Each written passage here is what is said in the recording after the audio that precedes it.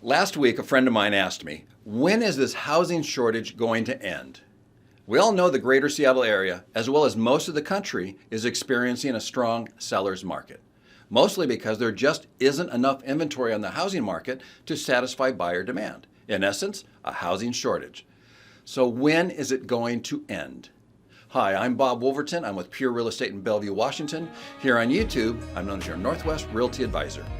When we come back after this 8-second break, I'm going to show you the data that explains how much of a housing shortage we're in and how long it may take to get back to normal. So stick around.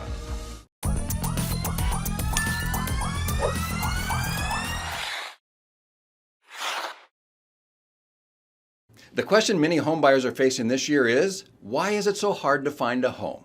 Well, that's because we're in the ultimate seller's market, which means real estate is ultra competitive for buyers right now. The National Association of Realtors shows that on a national level, homes are getting an average of 4.8 offers per sale, and that number just keeps rising. Here in the greater Seattle area, many homes are getting a dozen offers and more. Why? Well, it's because there are so few homes for sale. There just isn't enough inventory on the market to satisfy buyer demand. Now, part of the problem is that many homeowners who were planning to sell their home in 2020 put their plans on hold during the height of the pandemic. But that alone is not the main cause of today's huge gap between supply and demand.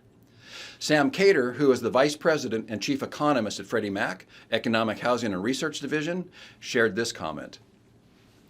The main driver of the housing shortfall has been the long-term decline in the construction of single-family homes. That decline has resulted in the decrease in supply of entry-level single-family homes or starter homes.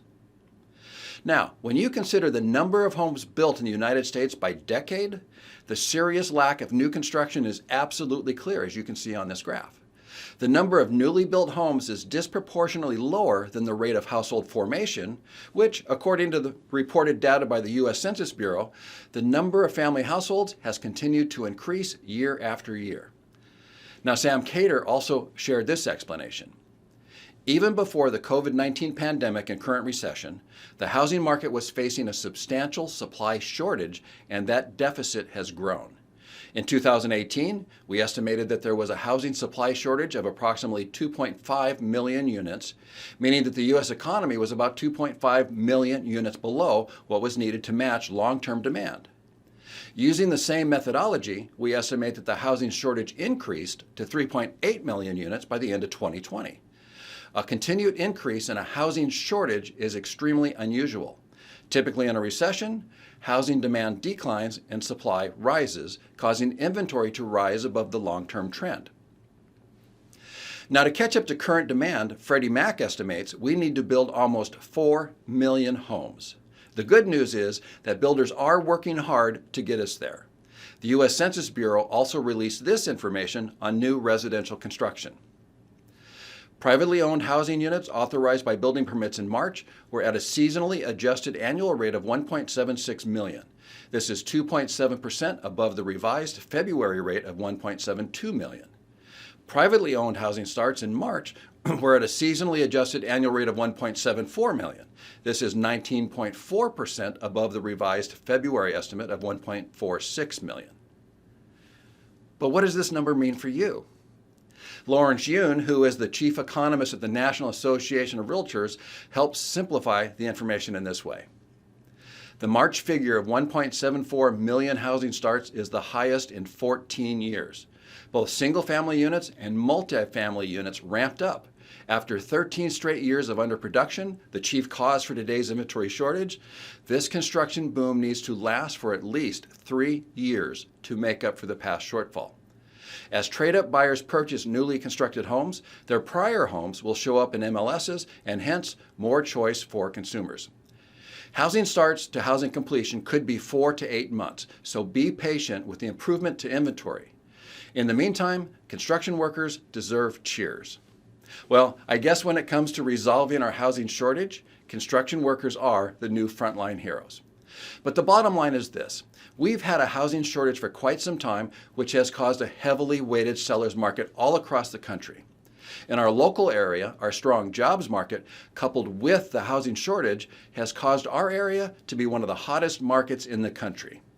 Even though new home construction is now at its highest rate in 14 years, it's going to take 3 to 4 years for the home builders to get us back to a balanced housing market. So, if you're planning to buy a home this year, the key to success will be patience in today's low inventory environment. Additionally, there are some strategies that can help you be the successful bidder in a bidding war. If you'd like to know what some of those strategies are, give me a call or send me an email. I'd be glad to help you out. Well, that music means we're out of time for today. I hope you found some value in today's video. If you did, please click that like button. That'll tell Google's algorithm to suggest this video to more people so they can also benefit from the information on this channel. If you have a real estate question that I haven't already answered on this YouTube channel, please put your question in the comments below and I'll make a video to answer your specific question. If you'd like to contact me, you can find my email address and my telephone number in the description below and at the end of this video. Call me or email me. I would love to hear from you and I'd love to represent you in your next real estate transaction. I'm Bob Woolverton. I'm with Pure Real Estate in Bellevue, Washington. Here on YouTube, I'm known as your Northwest Realty Advisor. What sets me apart from other real estate agents is on display right here on this YouTube channel. I share with you important topics you need to know in order to be an informed real estate consumer. If you're interviewing real estate agents right now to represent you, and for some reason you're not calling me, well, then watch my videos titled, Are You Smarter Than a Real Estate Agent? And Are You Smarter Than a Real Estate Agent Too?